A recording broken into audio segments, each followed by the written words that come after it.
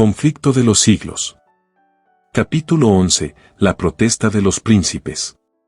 Uno de los testimonios más nobles dados en favor de la Reforma fue la protesta presentada por los príncipes cristianos de Alemania ante la Dieta de Spira, el año 1529. El valor, la fe y la entereza de aquellos hombres de Dios aseguraron para las edades futuras la libertad de pensamiento y la libertad de conciencia.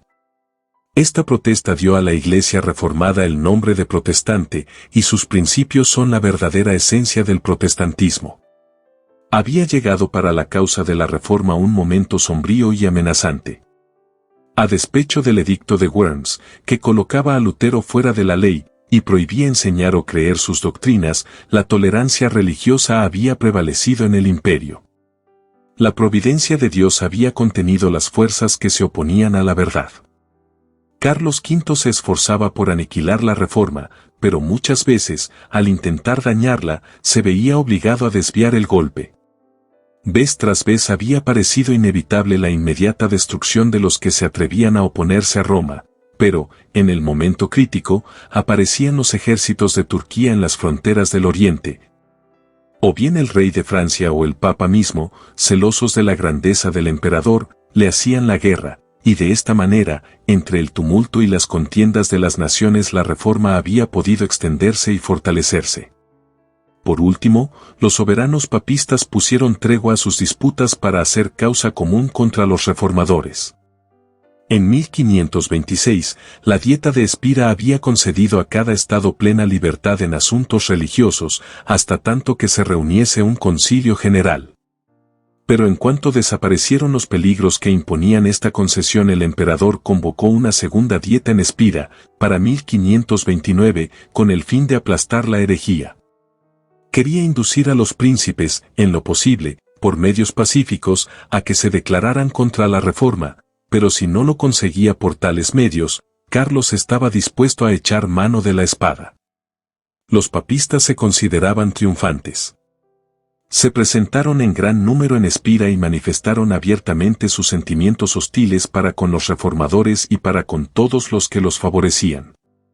Decía Melanchthon: nosotros somos la escoria y la basura del mundo, mas Dios proveerá para sus pobres hijos y cuidará de ellos. A los príncipes evangélicos que asistieron a la dieta se les prohibió que se predicara el evangelio en sus residencias. Pero la gente de Spira estaba sedienta de la palabra de Dios y, no obstante dicha prohibición, miles acudían a los cultos que se celebraban en la capilla del elector de Sajonia. Esto precipitó la crisis. Una comunicación imperial anunció a la dieta que, habiendo originado graves desórdenes la autorización que concedía la libertad de conciencia, el emperador mandaba que fuese suprimida. Este acto arbitrario excitó la indignación y la alarma de los cristianos evangélicos. Uno de ellos dijo: Cristo ha caído de nuevo en manos de Caifás y de Pilato. Los romanistas se volvieron más intransigentes. Un fanático papista dijo: los turcos son mejores que los luteranos, porque los turcos observan días de ayuno mientras que los luteranos los profanan. Si hemos de escoger entre las sagradas escrituras de Dios y los antiguos errores de la Iglesia, tenemos que rechazar aquellas. Melanchthon decía: cada día, Faber, en plena asamblea, arroja una piedra más contra los evangélicos. La tolerancia religiosa había sido implantada legalmente, y los estados evangélicos resolvieron oponerse a que sus derechos fueran pisoteados. A Lutero, todavía condenado por el edicto de Worms, no le era permitido presentarse en Spira, pero le representaban sus colaboradores y los príncipes que Dios había suscitado en defensa de su causa en aquel trance. El ilustre Federico de Sajonia, antiguo protector de Lutero, había sido arrebatado por la muerte, pero el duque Juan, su hermano y sucesor, había saludado la Reforma con gran gozo. Y aunque hombre de paz, no dejó de desplegar gran energía y celo en todo lo que se relacionaba con los intereses de la fe. Los sacerdotes exigían que los estados que habían aceptado la Reforma se sometieran implícitamente a la jurisdicción de Roma. Por su parte, los reformadores reclamaban la libertad que previamente se les había otorgado. No podían consentir en que Roma volviera a tener bajo su dominio los estados que habían recibido con tanto regocijo la palabra de Dios. Finalmente se propuso que en los lugares donde la reforma no había sido establecida, el edicto de Worms se aplicara con todo rigor, y que en los lugares donde el pueblo se había apartado de él y donde no se le podría hacer conformarse a él sin peligro de levantamiento, por lo menos no se introdujera ninguna nueva reforma. No se predicara sobre puntos que se prestaran a disputas, no se hiciera oposición a la celebración de la misa, ni se permitiera que los católicos romanos abrazaran las doctrinas de Lutero. La Dieta aprobó esta medida con gran satisfacción de los sacerdotes y prelados del Papa. Si se aplicaba este edicto, la reforma no podría extenderse en los puntos a donde no había llegado todavía, ni podría siquiera afirmarse en los países en que se había extendido. Quedaría suprimida la libertad de palabra y no se tolerarían más conversiones. Y se exigía a los amigos de la reforma que se sometieran inmediatamente a estas restricciones y prohibiciones. Las esperanzas del mundo parecían estar a punto de extinguirse. El restablecimiento de la jerarquía papal volvería a despertar inevitablemente los antiguos abusos.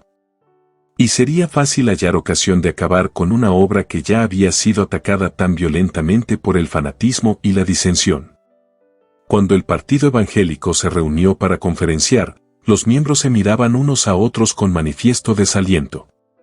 Todos se preguntaban unos a otros, ¿qué hacer? Estaban en juego grandes consecuencias para el porvenir del mundo. Debían someterse los jefes de la reforma y acatar el edicto. Cuán fácil hubiera sido para los reformadores en aquella hora, angustiosa en extremo, tomar por un sendero errado. Cuántos excelentes pretextos y hermosas razones no hubieran podido alegar para presentar como necesaria la sumisión. A los príncipes luteranos se les garantizaba el libre ejercicio de su culto. El mismo favor se hacía extensivo a sus súbditos que con anterioridad al edicto hubiesen abrazado la fe reformada. No podían contentarse con esto, de cuántos peligros no les libraría su sumisión. A cuántos sinsabores y conflictos no les iba a exponer su oposición. ¿Quién sabía qué oportunidades no les traería el porvenir? Abracemos la paz, aceptemos el ramo de olivo que nos brinda Roma y restañemos las heridas de Alemania. Con argumentos como estos hubieran podido los reformadores conestar su sumisión y entrar en el sendero que infaliblemente y en tiempo no lejano hubiera dado al traste con la reforma. Afortunadamente, consideraron el principio sobre el cual estaba basado el acuerdo, y obraron por fe. ¿Cuál era ese principio? Era el derecho de Roma de coartar la libertad de conciencia y prohibir la libre investigación. Pero, ¿no había quedado estipulado que ellos y sus súbditos protestantes gozarían libertad religiosa? Sí, pero como un favor, consignado en el acuerdo, y no como un derecho. En cuanto a aquellos a quienes no alcanzaba la disposición, los había de regir el gran principio de autoridad. La conciencia no contaba para nada. Roma era el juez infalible a quien habría que obedecer. Aceptar semejante convenio hubiera equivalido a admitir que la libertad religiosa debía limitarse a la Sajonia reformada. Y en el resto de la cristiandad la libre investigación y la profesión de fe reformada serían entonces crímenes dignos del calabozo o del patíbulo. ¿Se resignarían ellos a ver así localizada la libertad religiosa? Declararían con esto que la reforma había hecho ya su último convertido y conquistado su última pulgada de terreno, y que en las regiones donde Roma dominaba su dominio se perpetuaría. ¿Podrían los reformadores declararse inocentes de la sangre de los centenares y miles de luchadores que, perseguidos por semejante edicto, tendrían que sucumbir en los países dominados por el Papa? Esto hubiera sido traicionar en aquella hora suprema la causa del Evangelio y las libertades de la cristiandad. Más bien lo sacrificarían ellos todo, hasta sus posesiones, sus títulos y sus propias vidas. Rechacemos este decreto, dijeron los príncipes. En asuntos de conciencia la mayoría no tiene poder. Declararon los diputados, es al decreto de 1526 al que debemos la paz de que disfruta el imperio. Su abolición llenaría a Alemania de disturbios y facciones. Es incompetente la Dieta para hacer más que conservar la libertad religiosa hasta tanto que se reúna un concilio general. Proteger la libertad de conciencia es un deber del Estado, y es el límite de su autoridad en materia de religión. Todo gobierno secular que intenta regir las observancias religiosas o imponerlas por medio de la autoridad civil, sacrifica precisamente el principio por el cual lucharon tan noblemente los cristianos evangélicos. Los papistas resolvieron concluir con lo que llamaban una atrevida obstinación. Para principiar, procuraron sembrar disensiones entre los que sostenían la causa de la Reforma e intimidar a quienes todavía no se habían declarado abiertamente por ella. Los representantes de las ciudades libres fueron citados a comparecer ante la Dieta y se les exigió que declarasen si accederían a las condiciones del edicto. Pidieron ellos que se les diera tiempo para contestar, lo que no les fue concedido. Al llegar el momento en que cada cual debía dar su opinión personal, casi la mitad de los circunstantes se declararon por los reformadores. Los que así se negaron a sacrificar la libertad de conciencia y el derecho de seguir su juicio individual, hartos sabían que su actitud les acarrearía las críticas, la condenación y la persecución. Uno de los delegados dijo: debemos negar la palabra de Dios o ser quemados. El rey Fernando, representante del emperador ante la Dieta, vio que el decreto causaría serios disturbios, a menos que se indujese a los príncipes a aceptarlo y apoyarlo. En vista de esto, apeló al arte de la persuasión, pues sabía muy bien que emplear la fuerza contra semejantes hombres no tendría otro resultado que confirmarlos más en sus resoluciones. Suplicó a los príncipes que aceptasen el decreto, asegurándoles que este acto llenaría de regocijo al emperador. Pero estos hombres leales reconocían una autoridad superior a todos los gobernantes de la tierra, y contestaron con toda calma: nosotros obedeceremos al emperador en todo aquello que contribuya a mantener la paz y la gloria de Dios. Finalmente manifestó el rey al elector y a sus amigos en presencia de la Dieta que el edicto iba a ser promulgado como decreto imperial y que lo único que les quedaba era someterse a la decisión de la mayoría. Y habiéndose expresado así, salió de la asamblea, sin dar oportunidad a los reformadores para discutir o replicar. En vano estos le mandaron mensajeros para instarle a que volviera. A las súplicas de ellos, solo contestó: es asunto concluido, no queda más que la sumisión.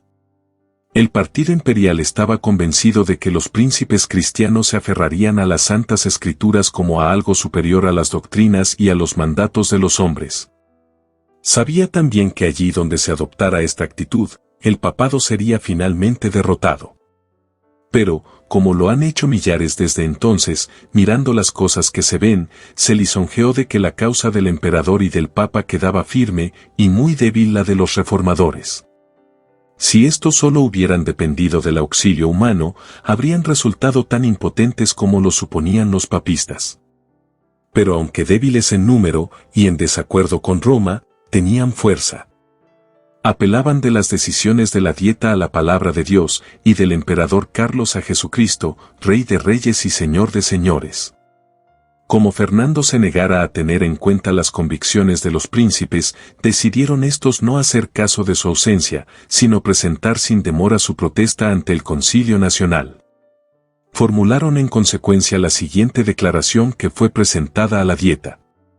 Protestamos por medio de este manifiesto, ante Dios, nuestro único Creador, Conservador, Redentor y Salvador, y que un día será nuestro juez, como también ante todos los hombres y todas las criaturas, y hacemos presente que nosotros, en nuestro nombre, y por nuestro pueblo, no daremos nuestro consentimiento ni nuestra adhesión de manera alguna al propuesto decreto, en todo aquello que sea contrario a Dios, a su santa palabra, a los derechos de nuestra conciencia y a la salvación.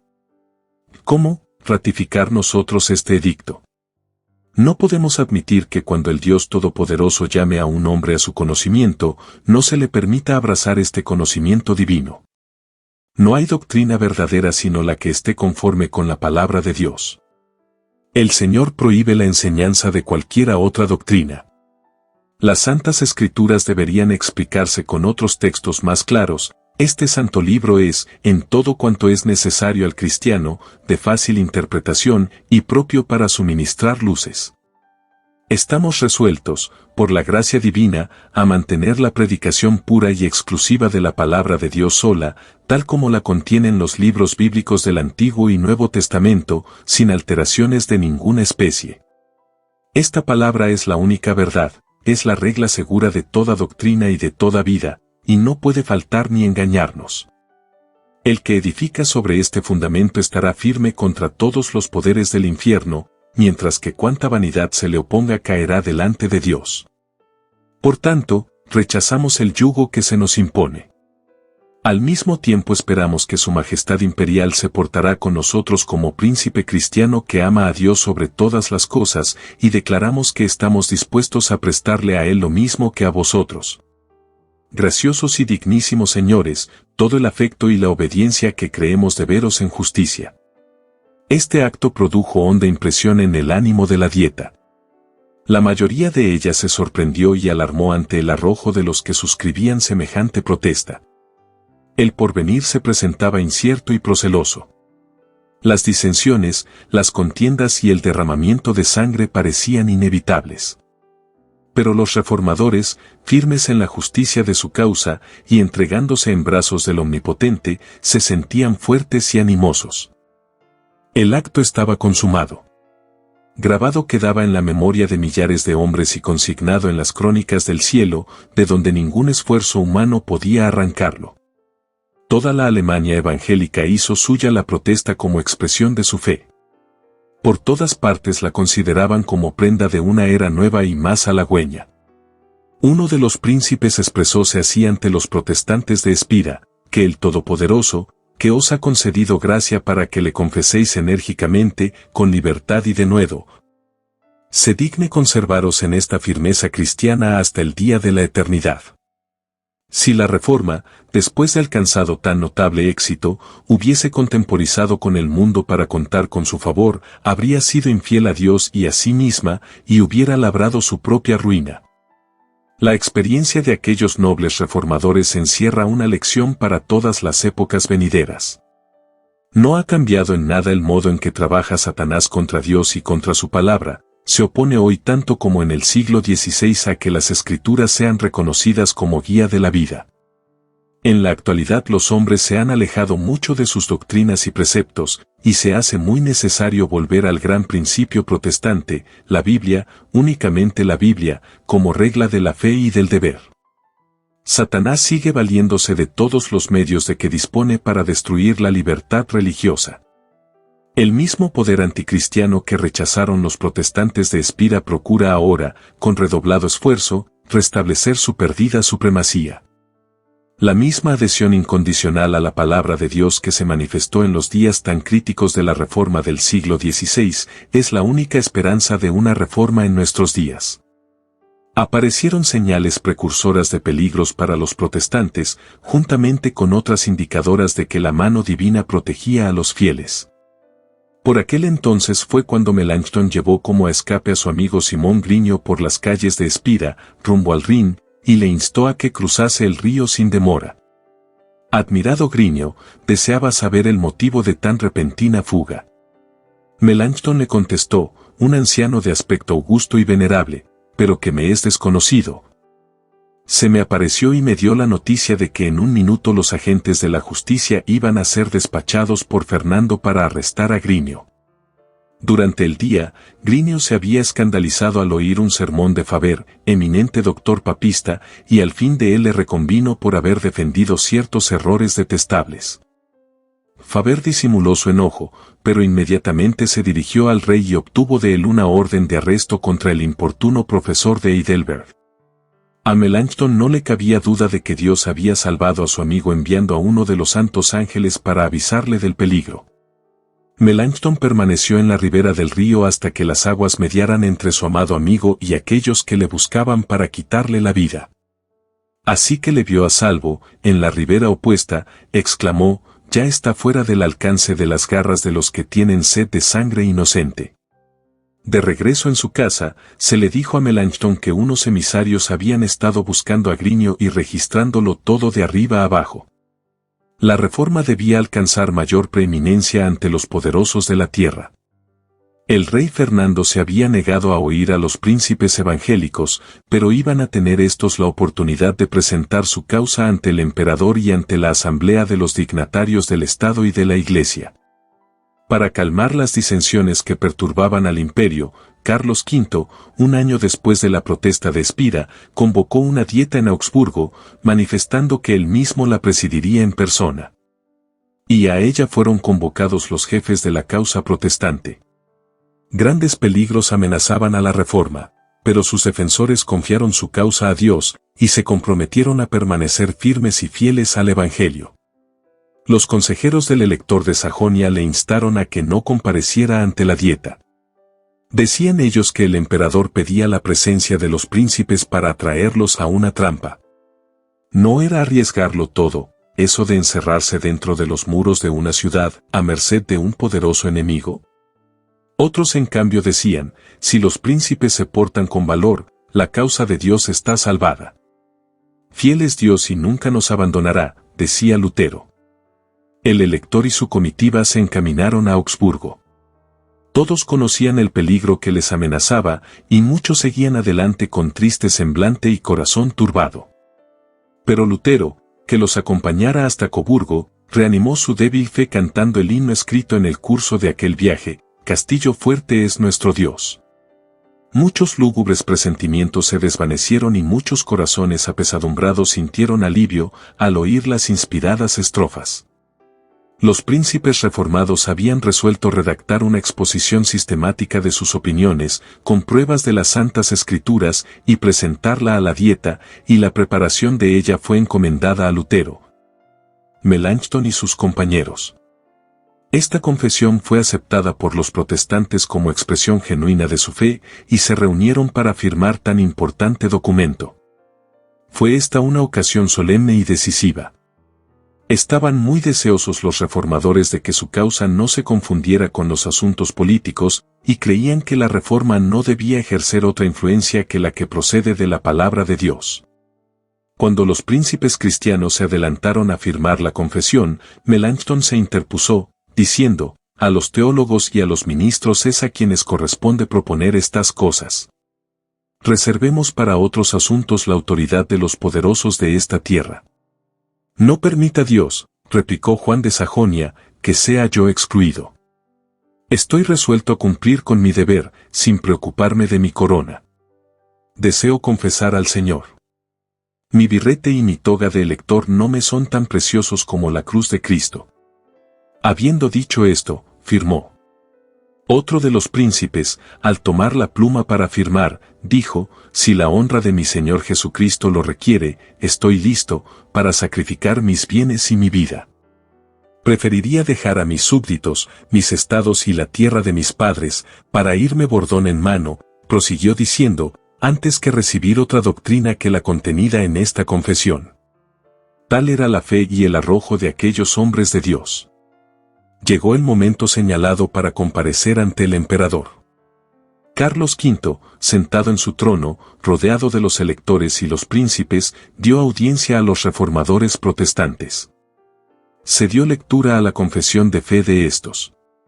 Fueron presentadas con toda claridad las verdades del Evangelio ante la augusta asamblea y señalados los errores de la Iglesia papal. Con razón fue llamado aquel día el día más grande de la Reforma y uno de los más gloriosos en la historia del cristianismo y de la humanidad. Hacía apenas unos cuantos años que el monje de Wittenberg se presentara solo en Worms ante el Concilio Nacional, y ahora, en vez de él se veían los más nobles y poderosos príncipes del imperio. A Lutero no se le había permitido comparecer en Augsburgo, pero estaba presente por sus palabras y por sus oraciones. Me lleno de gozo, escribía, por haber llegado hasta esta hora en que Cristo ha sido ensalzado públicamente por tan ilustres confesores y en tan gloriosa asamblea. Así se cumplió lo que dicen las Sagradas Escrituras, hablaré de tus testimonios delante de los reyes. Salmo 119, 46. En tiempo de Pablo, el Evangelio, por cuya causa se le encarceló, fue presentado así a los príncipes y nobles de la ciudad imperial. Igualmente, en Augsburgo, lo que el emperador había prohibido que se predicase desde el púlpito se proclamó en el palacio. Lo que había sido estimado aún indigno de ser escuchado por los sirvientes, era escuchado con admiración por los amos y señores del imperio. El auditorio se componía de reyes y de nobles, los predicadores eran príncipes coronados y el sermón era la verdad real de Dios. Desde los tiempos apostólicos, dice un escritor, no hubo obra tan grandiosa ni tan inmejorable confesión. Cuanto ha sido dicho por los luteranos, es cierto, y no lo podemos negar, declaraba un obispo papista. ¿Podéis refutar con buenas razones la confesión hecha por el elector y sus aliados?, preguntaba otro obispo al doctor Eck. Sí, lo puedo, respondía, pero no con los escritos de los apóstoles y los profetas, sino con los concilios y con los escritos de los padres. Comprendo, repuso el que hacía la pregunta.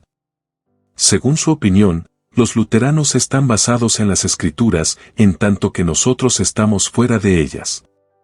Varios príncipes alemanes fueron convertidos a la fe reformada, y el mismo emperador declaró que los artículos protestantes contenían la verdad. La confesión fue traducida a muchos idiomas y circuló por toda Europa, y en las generaciones subsiguientes millones la aceptaron como expresión de su fe. Los fieles siervos de Dios no trabajaban solos. Mientras que los principados y potestades de los espíritus malos se ligaban contra ellos, el Señor no desamparaba a su pueblo. Si sus ojos hubieran podido abrirse, habrían tenido clara evidencia de la presencia y el auxilio divinos que les fueron concedidos como a los profetas en la antigüedad. Cuando el siervo de Eliseo mostró a su amo las huestes enemigas que los rodeaban sin dejarles cómo escapar, el profeta oró, «Te ruego, Jehová, que abra sus ojos para que vea». Segunda de Reyes 6:17. Y he aquí el monte estaba lleno de carros y caballos de fuego, el ejército celestial protegía al varón de Dios. Del mismo modo, había ángeles que cuidaban a los que trabajaban en la causa de la reforma. Uno de los principios que sostenía Lutero con más firmeza, era que no se debía acudir al poder secular para apoyar la reforma, ni recurrir a las armas para defenderla. Se alegraba de la circunstancia de que los príncipes del imperio confesaran el Evangelio, pero cuando estos mismos príncipes intentaron unirse en una liga defensiva, declaró que la doctrina del Evangelio debía ser defendida solamente por Dios. Cuanto menos interviniesen los hombres en esta obra, más notable sería la intervención de Dios en su favor. Todas las precauciones políticas propuestas eran, según su modo de ver, hijas de un temor indigno y de una desconfianza pecaminosa. Cuando enemigos poderosos se unían para destruir la fe reformada y millares de espadas parecían desenvainarse para combatirla, Lutero escribió, «Satanás manifiesta su ira, conspiran pontífices impíos. Y nos amenaza la guerra. Exhortad al pueblo a que luche con fervor ante el trono de Dios, en fe y ruegos, para que nuestros adversarios, vencidos por el Espíritu de Dios, se vean obligados a ser pacíficos. Nuestra más ingente necesidad, la primera cosa que debemos hacer, es orar, haced saber al pueblo que en esta hora él mismo se haya expuesto al filo de la espada y a la ira del diablo, haced que ore». En otra ocasión, con fecha posterior, refiriéndose a la liga que trataban de organizar los príncipes reformados, Lutero declaró que la única arma que debería emplearse en esa causa era la espada del Espíritu. Escribió al elector de Sajonia, «No podemos en conciencia aprobar la alianza propuesta. Preferiríamos morir 10 veces antes que el Evangelio fuese causa de derramar una gota de sangre. Nuestra parte es ser como ovejas del matadero. La cruz de Cristo hay que llevarla. No tema su Alteza. Más podemos nosotros con nuestras oraciones que todos nuestros enemigos con sus jactancias. Más que nada evitad que se manchen vuestras manos con la sangre de vuestros hermanos. Si el emperador exige que seamos llevados ante sus tribunales, estamos listos para comparecer. No podéis defender la fe, cada cual debe creer a costa suya. Del lugar secreto de oración fue de donde vino el poder que hizo estremecerse al mundo en los días de la Gran Reforma. Allí, con santa calma, se mantenían firmes los siervos de Dios sobre la roca de sus promesas. Durante la agitación de Augsburgo, Lutero no dejó de dedicar 3 horas al día a la oración, y este tiempo lo tomaba de las horas del día más propicias al estudio. En lo secreto de su vivienda se le oía derramar su alma ante Dios con palabras de adoración, de temor y de esperanza, como si hablara con un amigo. «Sé que eres nuestro Padre y nuestro Dios, decía, y que has de desbaratar a los que persiguen a tus hijos, porque tú también estás envuelto en el mismo peligro que nosotros. Todo este asunto es tuyo y si en él estamos también interesados nosotros es porque a ello nos constreñiste. Defiéndenos, pues, oh Padre. A Melanchthon, que se hallaba agobiado bajo el peso de la ansiedad y del temor, le escribió, gracia y paz en Jesucristo, en Cristo, digo, y no en el mundo, amén. Aborrezco de todo corazón esos cuidados exagerados que os consumen. Si la causa es injusta, abandonadla, y si es justa, ¿por qué hacer mentir la promesa de aquel que nos manda dormir y descansar sin temor? Jesucristo no faltará en la obra de justicia y de verdad. Él vive, Él reina, ¿qué pues, temeremos? Dios oyó los clamores de sus hijos. Infundió gracia y valor a los príncipes y ministros para que sostuvieran la verdad contra las potestades de las tinieblas de este mundo. Dice el Señor, he aquí que yo pongo en Sión la piedra principal del ángulo, escogida, preciosa, y aquel que creyere en ella no quedará avergonzado. Primera de Pedro 2:6. Los reformadores protestantes habían edificado sobre Cristo y las puertas del infierno no podían prevalecer contra ellos.